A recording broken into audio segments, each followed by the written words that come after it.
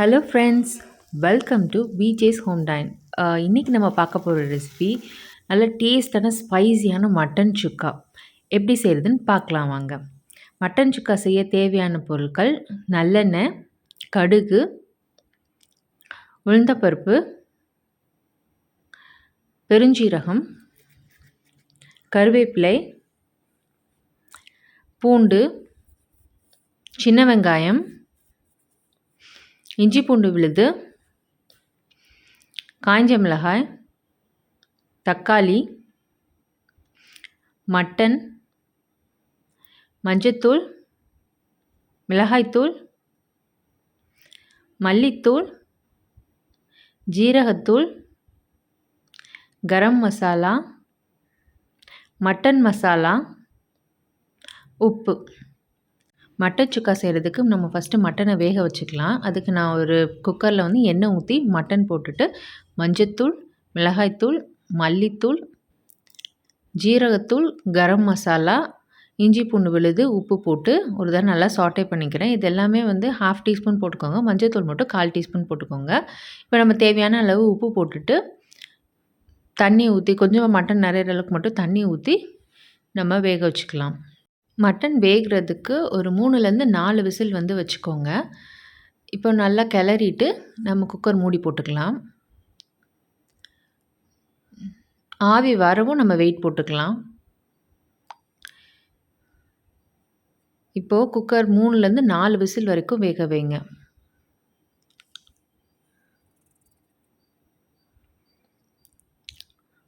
Whistle வந்துருச்சு. நம்ம stove off பண்ணிக்கலாம். எப்பவுமே மீடியம் ஹீட்டில் வச்சுக்கோங்க. ரொம்ப ஹையாகவும் வேணாம், ரொம்ப லோவாகவும் வேணாம். மீடியம் ஹீட்டில் வச்சுக்கோங்க. கடாய் வச்சுட்டு நல்லெண்ணெய் ஊற்றிக்கலாம் தேவையான அளவு. நல்லெண்ணெயில் செஞ்சால் தான் சுக்காவோட டேஸ்ட் ரொம்ப நல்லாயிருக்கும். ஸோ தேவையான அளவு நல்லெண்ணெய் ஊற்றிட்டு எண்ணெய் காஞ்சதும் கடுகு, உளுத்தம்பருப்பு போட்டுக்கலாம். 1/2 டீஸ்பூன் போட்டுக்கோங்க. கடுகு உளுந்தம்பருப்பு காயவும் பெருஞ்சீரகம் போட்டுக்கலாம். பெருஞ்சீரகம் போட்டு இப்போ கருவேப்பிலை போட்டுக்கலாம். 2 காஞ்ச மிளகாய் கிள்ளி போட்டுக்கலாம். நான் ஸ்டவ்வை ரொம்ப ஹை ஃப்ளேமில் வச்சுருக்கேன், அதான் இவ்வளோ புகை வருது. நீங்கள் ஹை ஃப்ளேமில் வச்சுக்காதீங்க, நீங்கள் மீடியமில் வச்சுக்கோங்க. இப்போ பூண்டு போட்டுட்டு நம்ம நல்லா சாட்டே பண்ணிக்கலாம். பூண்டு நல்லா ப்ரௌனிஷாக வேகட்டும்.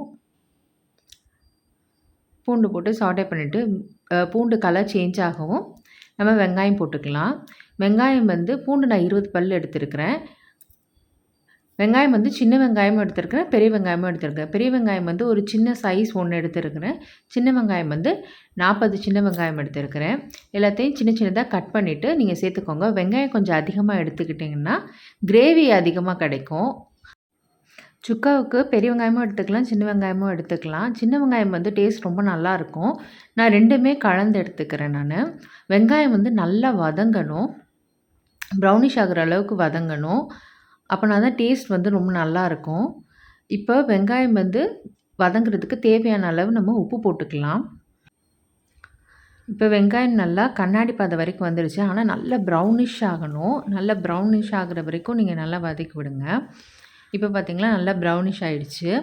இப்போ நம்ம இஞ்சி பூண்டு பேஸ்ட் போட்டுட்டு வதக்கி விட்டுட்டு நம்ம தக்காளி ஆட் பண்ணிக்கலாம்.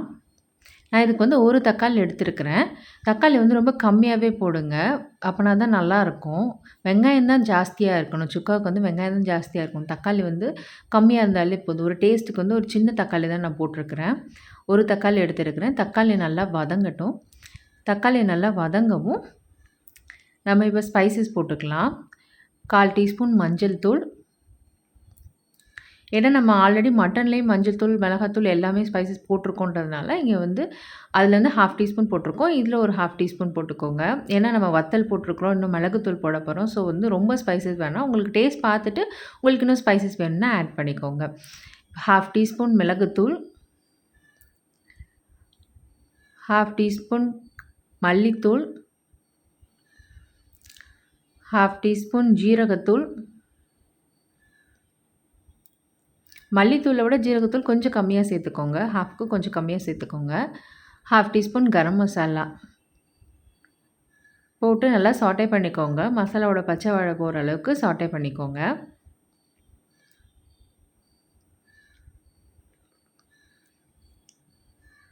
இதுக்கு தண்ணி யூஸ் பண்ண வேண்டாம். ஏன்னா மட்டன் வேக வச்ச தண்ணியே நம்ம ஊற்றுவோன்றதுனால அதுவே கரெக்டாக தான் இருக்கும். இப்போ வந்து மட்டன் மசாலா 1 டீஸ்பூன் சேர்த்துக்கோங்க. 1 டீஸ்பூன் மட்டன் மசாலா,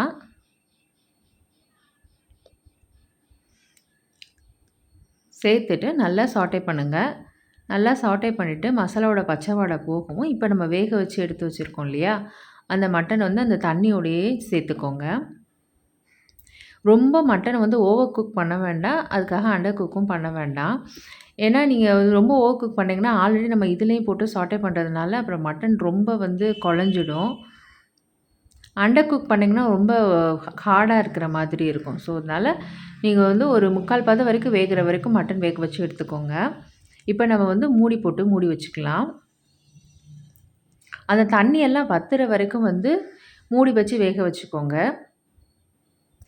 ஒரு 10 நிமிஷம் கழிச்சு நம்ம அப்பப்போ இடையில ஓப்பன் பண்ணி கிளறி விட்டுக்கலாம். 10 நிமிஷம் கழிச்சு ஓப்பன் பண்ணிங்கன்னா தண்ணி கொஞ்சம் வத்திருச்சு. இன்னும் தண்ணி நல்லா வற்றி எண்ணெய் பிரிஞ்சு வரும் மேலே. அது வரைக்கும் நம்ம வந்து வெயிட் பண்ணிக்கலாம். நான் வந்து ஆல்ரெடி மட்டன் வேகப்படும்போது உப்பு போட்டிருந்தேன். வெங்காயத்துக்கும் உப்பு போட்டிருந்தேன். ஸோ அதனால் உப்பு வந்து டேஸ்ட் பண்ணி பார்த்துட்டு உங்களுக்கு தேவைன்னா போட்டுக்கோங்க. எனக்கு கொஞ்சம் தேவைப்படுறதுனால நான் கொஞ்சமாக உப்பு போட்டுக்கிறேன். இப்போ திரும்ப நம்ம மூடி போட்டு மூடி வச்சுக்கலாம். அந்த தண்ணி கொஞ்சம் வற்றி எண்ணெய் பிரிஞ்சு வர வரைக்கும் மூடி போட்டு வேக வச்சுக்கோங்க. அதுக்கப்புறம் வந்து ஓப்பன்லேயே வேக வச்சுக்கோங்க. மட்டன் சுக்கா செய்யும்போது மோஸ்ட்லி சொதப்புற விஷயம் உப்பு அதிகமாக போடுறது, அப்புறம் காரம் ரொம்ப ஸ்பைசி ஆகிடுச்சு, இல்லைன்னா மட்டன் வந்து ஓவர் குக் ஆகிடுச்சு, அந்த மாதிரி ப்ராப்ளம்ஸ் தான் வரும். ஸோ அதனால் உப்பு, காரம் எல்லாமே கொஞ்சம் பார்த்துட்டே நீங்கள் போட்டுக்கோங்க. நான் முதல்ல வேக வைக்கும் போதே 1/2 டீஸ்பூன் போட்டேன். இப்போ மசாலா வந்து வெங்காயம் தக்காளி வதங்கும் போது ஒரு 1/2 டீஸ்பூன் போட்டேன். இதுக்கப்புறம் டேஸ்ட் பண்ணி பார்த்துட்டு உங்களுக்கு இன்னும் கொஞ்சம் ஸ்பைசஸ் வேணும் அப்படின்னா நீங்கள் ஆட் பண்ணிக்கோங்க. இப்போ நல்லா எண்ணெய் பிரிஞ்சு வர ஆரம்பிச்சிருச்சு. உங்களுக்கு செமி கிரேவியாக வேணும் அப்படின்னா இந்த ஸ்டேஜ்லேயே வந்து மிளகுத்தூள், மல்லித்தழை போட்டு ஆஃப் பண்ணிவிடுங்க. எனக்கு கொஞ்சம் ட்ரையாக வேணுன்றதுனால நான் இன்னும் சாட்டே பண்ணிக்கிறேன். இப்போ பார்த்திங்களா நல்லா எல்லாமே தண்ணியெல்லாம் வற்றி நல்லா ட்ரை ஆகிடுச்சு. கடாயெல்லாம் எதுவுமே ஓட்டலை. நீங்கள் அப்பப்போ கிளறி விட்டுட்டே இருங்க. அப்படின்னா தான் ரொம்ப வந்து அடியில் பிடிக்காது. அடிக்கனமான பாத்திரம் எடுத்துக்கிட்டிங்கன்னா உங்களுக்கு அந்தளவுக்கு அடி பிடிக்காது. இப்போது மட்டன் சுக்கா ரெடி ஆயிடுச்சு. இறக்க போகும்போது மிளகுத்தூள், மல்லித்தழை போட்டு இறக்குனீங்கன்னா டேஸ்டான மட்டன் சுக்கா ரெடி. நீங்களும் செஞ்சு பார்த்துட்டு இது எப்படி இருந்ததுன்னு கமெண்ட் பண்ணுங்கள்.